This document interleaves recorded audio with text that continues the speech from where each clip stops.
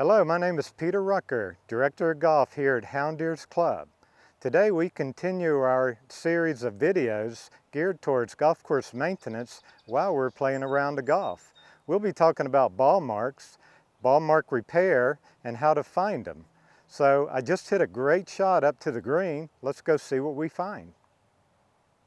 So here we are, I hit a great shot, and we have somewhat of a common situation where made the ball mark, the ball is right here. I'm going to mark the ball, and let's talk about the proper way to repair the ball mark. So as we look at the indention, we're often tempted to take a ball mark repair tool, stick it in the ground and pull from the bottom. The proper way is to take the tool on the perimeter and just simply push in until you go around the entire ball mark. Once you've done that, take your putter, smooth the ground, and go make your putt. A common issue with unrepaired ball marks are typically ball marks on the front of the green.